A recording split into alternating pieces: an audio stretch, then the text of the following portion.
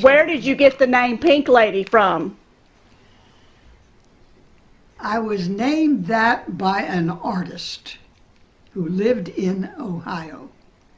He saw me, he met me at Daytona Beach. We drove down there for the 500-mile race. And he came over to me, introduced himself. I wished I could remember his name. But he said, I'm going to make plates for you. And I'm going to bring them to Pottstown. He lived in Ohio. Chrome plates, and I'm going to put them on either side of your fenders. And I'm going to call you the Pink Lady. But see, I already had the uniform. Mm-hmm. I had this made in Philadelphia by the tailor who tailored all of Tom Mix's outfits. Mm-hmm. And when I went to the factory, the motorcycle factory, he said, what color do you want your bike this year? Because I had a white bike. I handed him 2 pieces of fabric. He said, oh my God, I have never painted a bike pink and blue, but I'll do it for you. Out came my bike. Then I was called the Pink Lady. Very good. Wow. Do you remember any Motor Maid activities back when you were treasurer?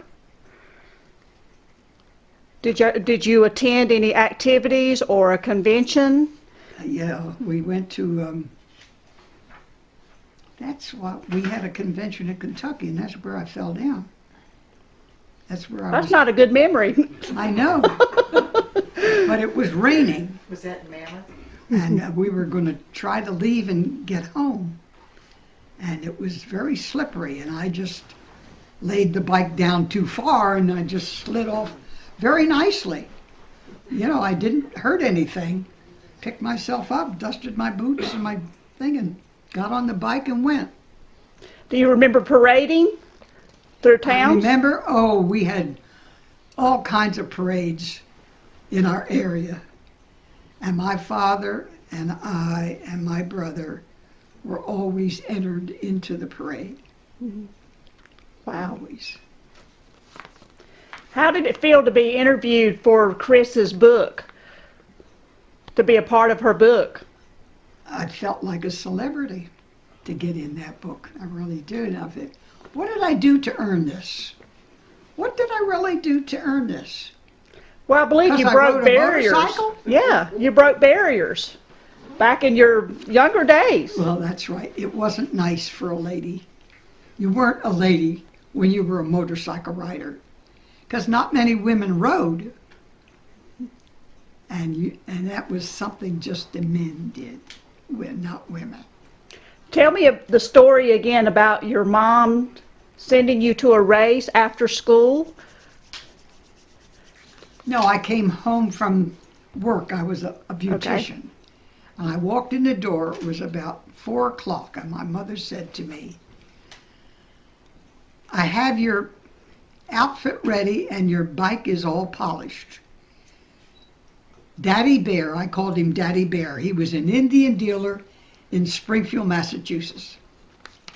He called down here and he said, I want Helen on that bike tonight at 5 o'clock. I want her to be here in Springfield, Massachusetts tomorrow morning.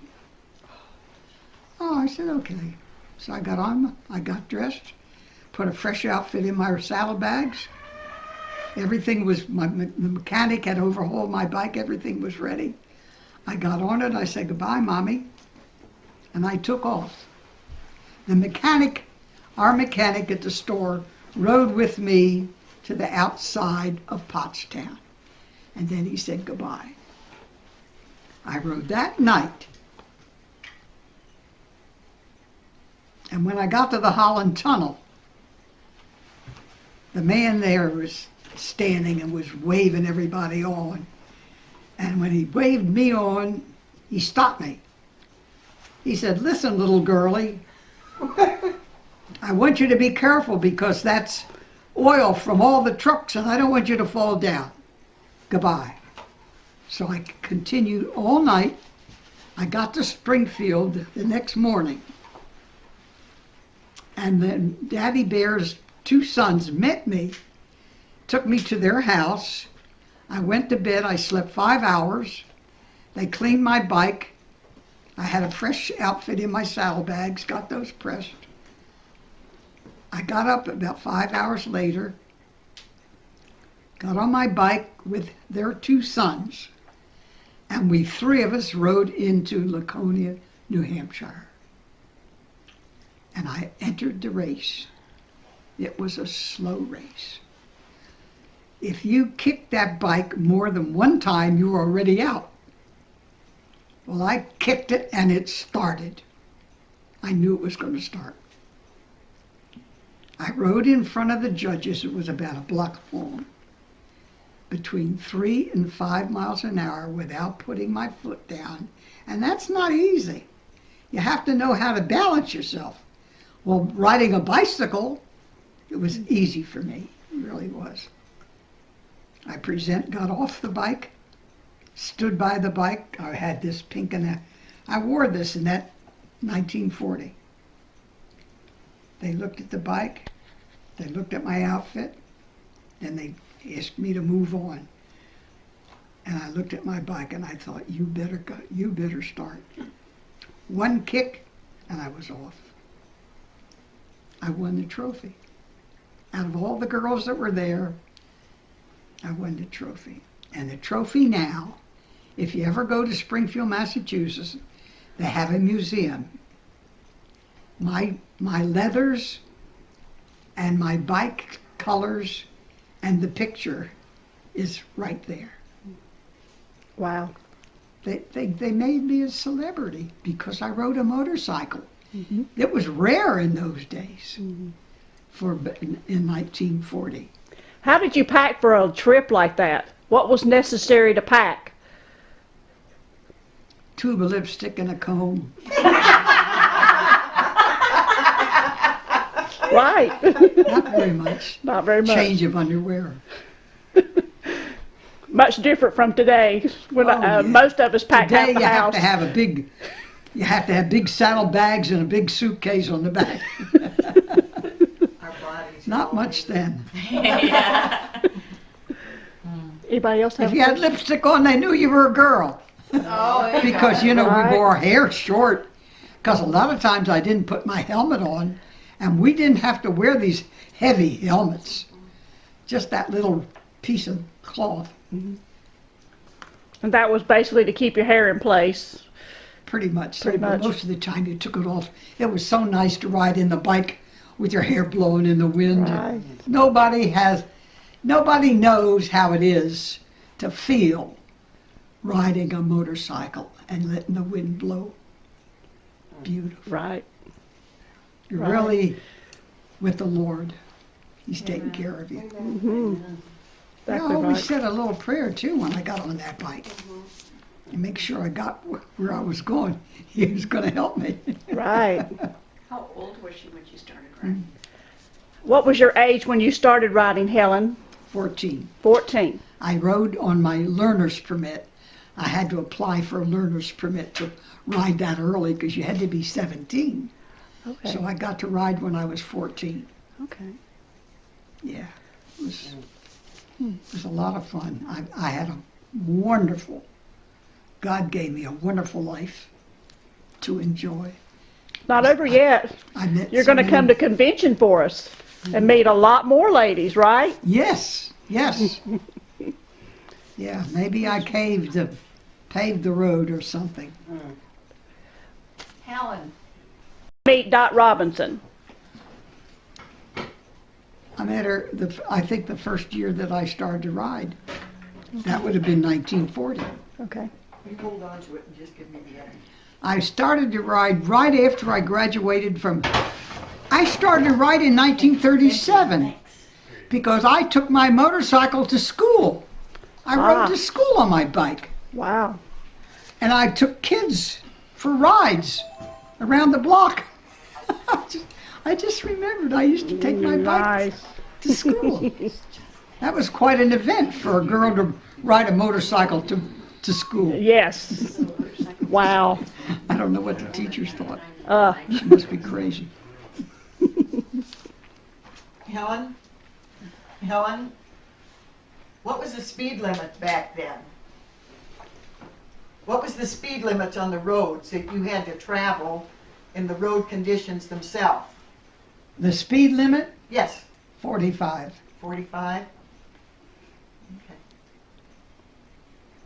That was pretty slow, wasn't it? Today's standard, yes. Compared to today. Yes. But that was our speed That's a limit. good question. A lot of places, 35. What was your longest trip? That night that I drove, Okay. I started out at 5 o'clock and I rode all the way up to Springfield, Massachusetts. Took me all night to get there. I'm not on this recording, no. Wow. I went through the Holland Tunnel, listened to the man say, "Girlie, be careful." How about your trip to Orlando? Oh, When you had yeah. to go through Richmond? When you had to go through Richmond, when you're going to Orlando and it snowed? Oh, yes. Yeah, I think I told you that. We were trying to go to the 500 miler in Daytona Beach. And guess what? It started to rain, but we still put on our rain gear. You know, we always carry rain gear. And you know, you still ride whether it rains or snows. But the rain started to turn into ice. And my daddy was a very careful man. He's called back, "We're going to pull off the road." We pulled off the road into a motel. He saw a big truck. He knew that truck was going to Florida to pick up oranges. And he went up to the driver and he said, "Would you mind taking us as far as Atlanta, Georgia?" Man says, "No problem. Put your bikes on the truck." He said, "Your daughter can sit with me." The boys got in the back. Took us to Atlanta, Georgia.